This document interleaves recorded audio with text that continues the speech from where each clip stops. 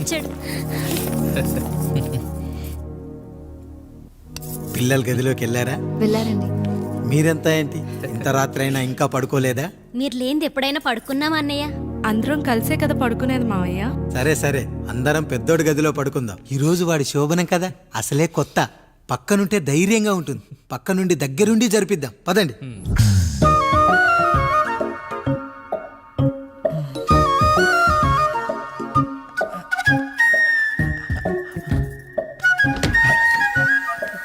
కానివ్వండి రా, కానివ్వండి కానివ్వండి. మీరేంటి మావయ్య ఇక్కడ పడుకుంటున్నారు? అదేంటమ్మా పెద్దోడా, చెప్పలేదా?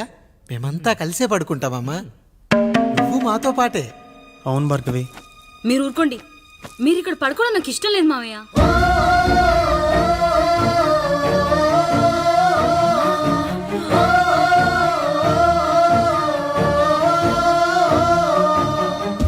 అదేంటమ్మా అలా అంటావు? ఎన్నో చూసాం, ఎన్నో చేశాం. దుక్కి దున్ని కోత కోయకుండానే ఈ విత్తనాలన్నీ మొలకొచ్చాయంటావా తల్లి? అవన్నీ నాకు తెలియదు మావయ్య. మర్యాదగా బయటికి వెళ్ళండి.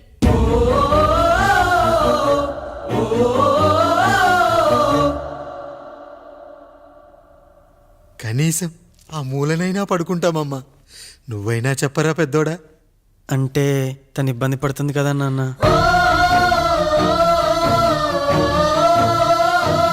నువ్వు కూడా ఏంట్రా, పిల్లలేదో ఆశపడుతున్నారమ్మా. ఒక్కసారి ఆలోచించమ్మా. మావయ్య మీరు బయటికి వెళ్తే మేము తలుపులేస్తాం.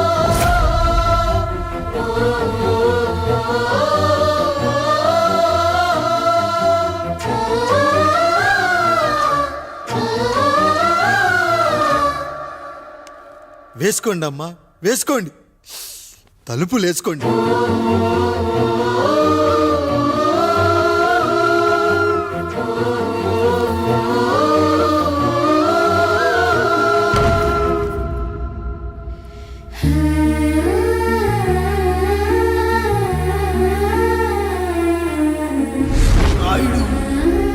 బిడ్డలు జాగ్రత్త.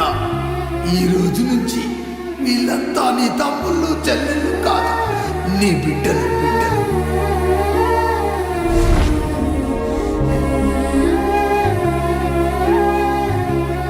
జానకి, ఏమండి? సావిత్రి, ఏమండి? లక్ష్మి, ఏమండి? మన గదిలోకి పదండి. ఇక నుంచి ఎవరి పిల్లలతో వాళ్ళ గదిలోనే పడుకోవాలి. ఇది ఈ రోజు నుంచి ఈ వంశానికి రాస్తున్న కొత్త శాసనం. అయ్యా అలా అనకండి అయ్యా. మీరు లేకుండా మేము ఎప్పుడైనా విడిగా పడుకున్నాం.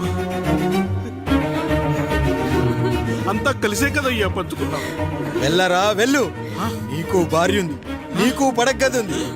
వేసుకోండి రా, మీరు వేసుకోండి. తలుపులు వేసుకోండి. మీరు కూడా ఏంటండి పిల్లలేదు? నర్మయ్, చిన్న పిల్లల వాళ్ళని ఉయ్యాల్లో ఆడించేటప్పుడు పక్కనే ఈ నాన్న కావాలి. బడికెళ్ళేటప్పుడు పక్కనే ఈ నాన్న కావాలి. గుడికెళ్ళేటప్పుడు కూడా పక్కనే ఈ నాన్న కావాలి. కానీ శోభనం గదిలో మాత్రం పక్కనే ఉంటానంటే బరువయ్యాను జానకి, బరువయ్యాను.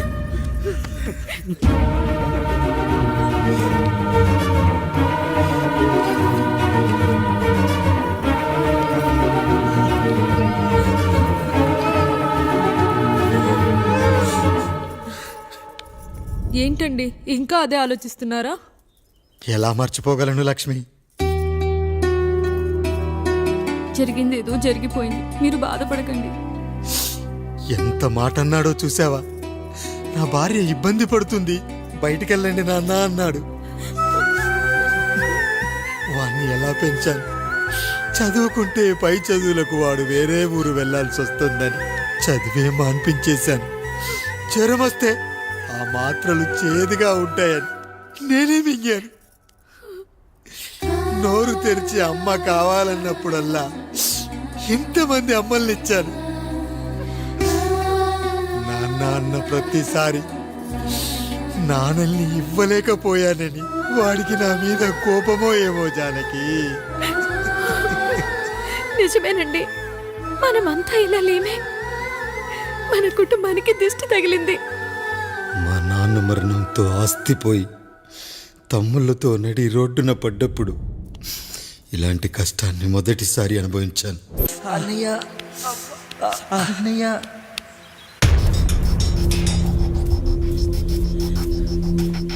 అయ్యా అయ్యా ఏంట్రా? రోడ్డు మీద కాలు కాలుతున్నా సరే తమ్ముళ్ళు చెప్పులు లేకుండా నడుస్తున్నారయ్యా, చెప్పులు లేకుండా నడుస్తున్నారయ్యా.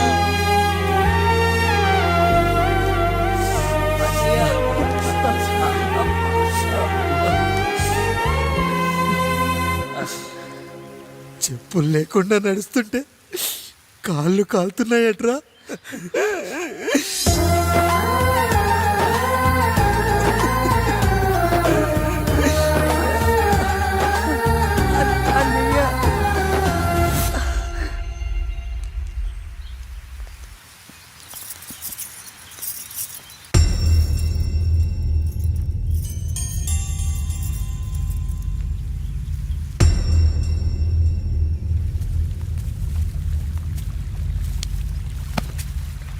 ఏరా కాముడు, అయ్యా బాధపడుతున్నావా? పెళ్ళేమైనా చేయమంటావా? వద్దులేండి అయ్యా, నాకు ఇది ఉందిగా చాలు, దీంతో నేను ఎలాగోలా సరిపెట్టుకుంటాను. దీనితో పాటు జీవితంలో నీకు ఓ తోడు కావాలి. రే గంటోడా, అయ్యా ఇక నుంచి కష్టాల్లో సుఖాల్లో వీడికి అన్నీ నువ్వేరా. మీరు శాసించాక నేను వేరే ఏదైనా ఆశించగలనా పెద్దయ్యా?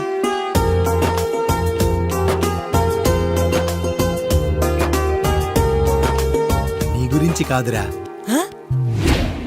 మీ అక్కది చాలా గొప్ప మంచి మనసుని విన్నాను. ఈ కాముడికి ఆ రాముడి గుళ్ళో పెళ్లి చెయ్యి. అయ్యా, దాన్ని పెళ్లి చేసుకుంటే దాని భర్త చనిపోతాడని జాతకంలో ఉందయ్యా. మీరంతా కలకాలం ఉంటారంట్రా. వీడు పోతే నేను లేనా, చూసుకోలేనా? నువ్వు పెళ్లి చెయ్యి, పెళ్లి చేయరా.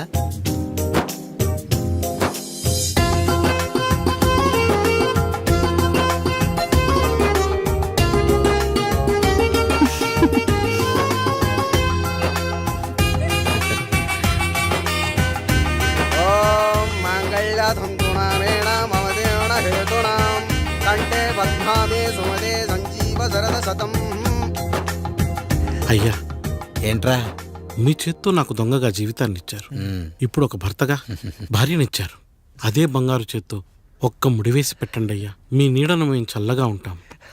రెట్టలకు పిట్టై లోలోనే దాచే అందం, మట్టలకు చెట్టై పట్టుంచే సంబంధం, చుట్టలకు పిట్టై దాచుంచే ఓ సుమగంధం, గట్టుపై తొట్టై నీరిచ్చే అనుబంధం, సిగలో చుండ్రల్లే లోతైనది బంధం, దులిపే బలమున్నా అది రాలిపోని మేటి సంబంధం. ఏంటి బుజ్జి, ఏమైంది? పండు, నీకు పెళ్లి చేసిన మరుక్షణం నీ భర్త చనిపోతాడని జాతకంలో ఉంటే ఆయన నన్ను నీకిచ్చి పెళ్లి చేశారు. నేను పోతే నా భార్య పరిస్థితి ఏంటయ్యా అని అడిగితే నేను లేనారా అన్నారు. ఆయన చేసిన త్యాగం మామూలు త్యాగం కాదు. ఒకవేళ పొరపాటున నాకేమైనా జరిగితే? అయ్యయ్యో, అంత మాట అనకండి. మీరు వేరే చెప్పాలా? మొన్నటిదాకా తమ్ముడు, ఇప్పుడు ఈ కాముడు, తర్వాత రాయుడు. ఒరేయ్ కాముడు, పెళ్ళైన దగ్గర నుంచి మీరు సరదాగా గడిపిందే లేదు. మీరిద్దరూ సరదాగా హనీమూన్కి వెళ్ళిరండి. ఏ ఊటీకో కొడైకెనాల్కో. ఇదిగో టికెట్లు. అయ్యా, మీరు దేవుడయ్యా. ఇక్కడ పనులాగకుండా నువ్వు ముందుగా వెళ్ళిరా. నువ్వు తిరిగి వచ్చిన తర్వాత పండు వెళ్తుందిరా. అయ్యా, ఒక పని మనిషిని మీరు ఇంతగా ఆదరిస్తున్నారయ్యా. నువ్వు పని మనిషి ఏంటి పండు? నీలాంటి స్త్రీమూర్తిని ప్రతి మగాడు అమ్మలా చూసుకోవాలి. ఇక నుంచి నా బిడ్డలు నిన్ను అమ్మ అని పిలుస్తారు, అమ్మలా చూసుకుంటారు. ఏమంటావు జానకి?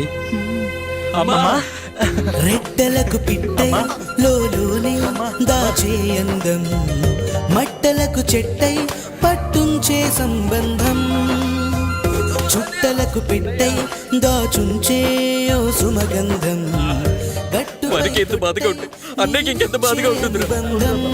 సిగలో చుండ్రల్లే ఈ బాధ నా బాధ కాదట్రా. దులిపే బలమున్నా అది రాలిపోని మేటి సంబంధం.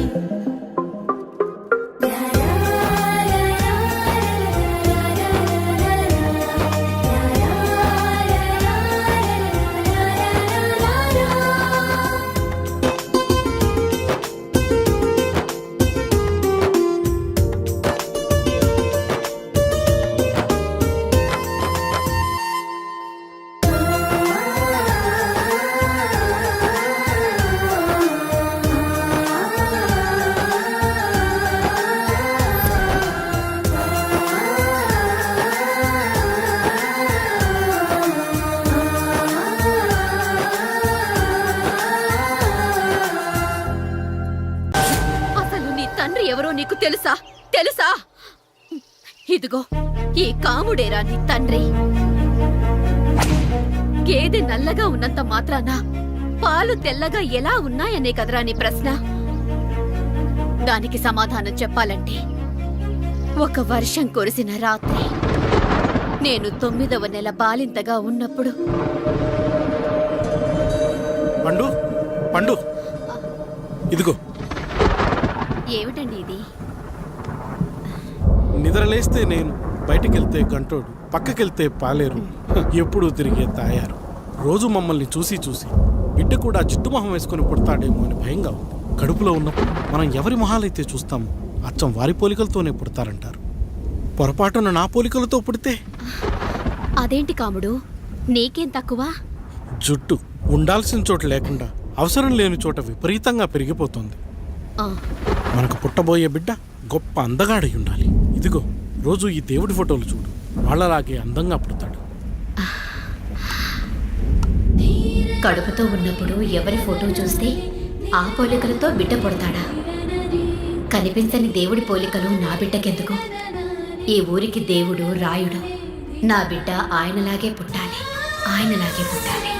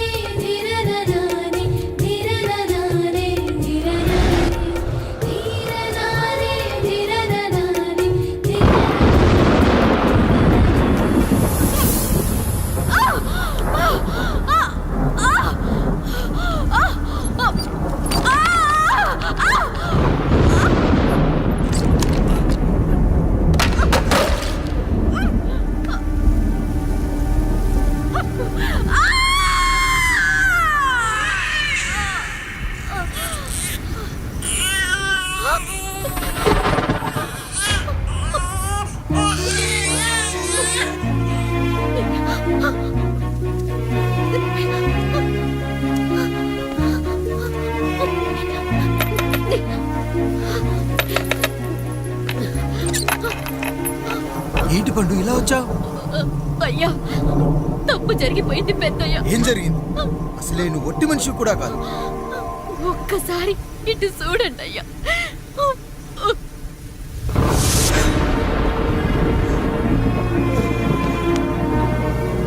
వీడేంటి అచ్చం నాలా ఉన్నాడు? అసలేంటి, ఎందుకు ఇలా జరిగింది? నువ్వు ఎప్పుడైనా చీకట్లో పంపు సైడ్ దగ్గరికి వచ్చావా? మరి అమలాపురంలో శివాలయం దగ్గర రత్నాలు నీకేమైనా అమ్మవుతుందా? లేదు. పిఠాపురంలో పద్మ, రామాపురంలో లక్ష్మి, కాకినాడలో సుజాత. అయ్యో దేవుడా, అయ్యా, అసలు ఇదంతా ఎలా జరిగింది పండు? అయ్యా, ఇదంతా కాముడి వల్లే అయ్యా, కాముడి వల్లే. కాముడా? కాముడి కుటుంబానికి నాకు ఏం గుర్తు రావట్లేదే. ఎన్నని గుర్తు పెట్టుకోగలను నేను మాత్రం? అయ్యా, అది కాదయ్యా.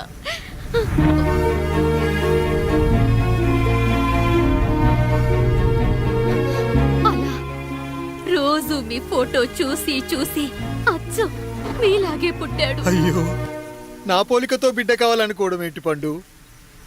నువ్విలా చేయడం ఏంటి పండు? పోలికల కోసం ఫోటోలు ఎందుకు చూసావు పండు? అందుకే కదయ్యా ముందు ఆ డైలాగ్ చెప్పాను, తప్పు జరిగిందని. ఇప్పుడు ఏం చెయ్యాలయ్యా? స్వచ్ఛమైన మన ప్రేమను ఈ పాడులోకం అర్థం చేసుకోదు. కనీసం మీ ఇద్దరి జీవితం బాగున్నా ఆనందపడేవాడి.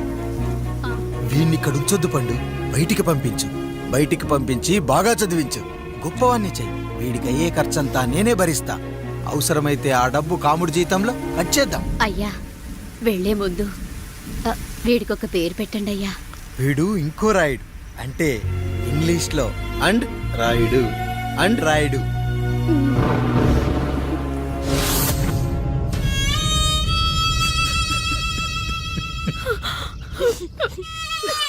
ఇదిరా నీ కథ, నా గతం.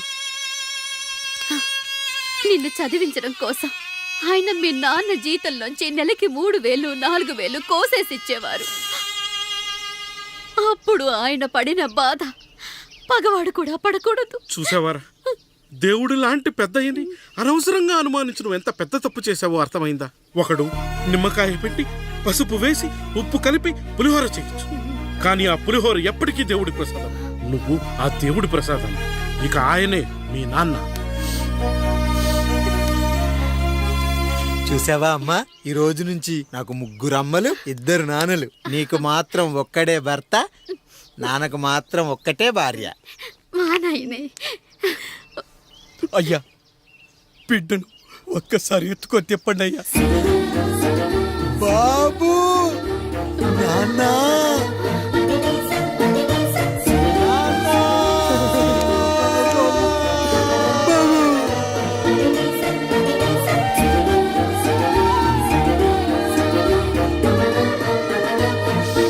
నన్ను క్షమించు నాన్న. ఇప్పటికైనా నిజం అర్థం చేసుకున్నావు. అది నాకు చాలురా, చాలు. చాలదు నాన్న, నిన్ను ఏలెత్తి చూపిన జనంతో చెయ్యెత్తి దండం పెట్టించాలి. అన్నయ్య కంటే ఆస్తి ముఖ్యమనుకున్న మన కుటుంబానికి గుణపాఠం నేర్పించాలి. ఇక నాకు వదిలే నాన్న, నేను చూసుకుంటా.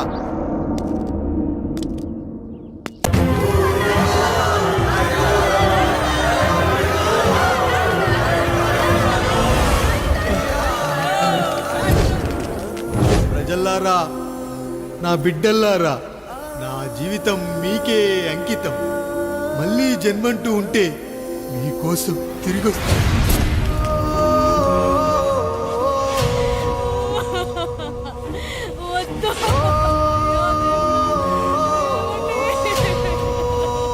వద్దయ్యా, వద్దు, వద్దయ్యా, వద్దయ్యా.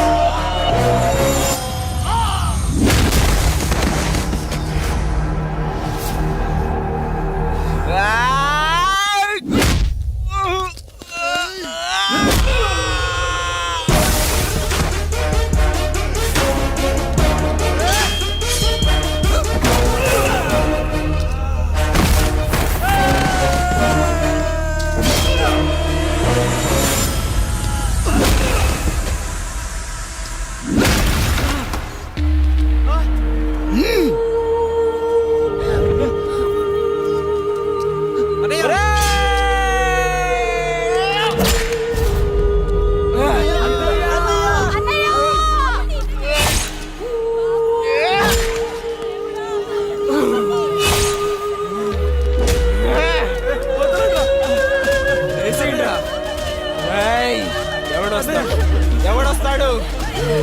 నిన్ను కాపాడటానికి ఎవడొస్తాడు? ఏసేట్రా?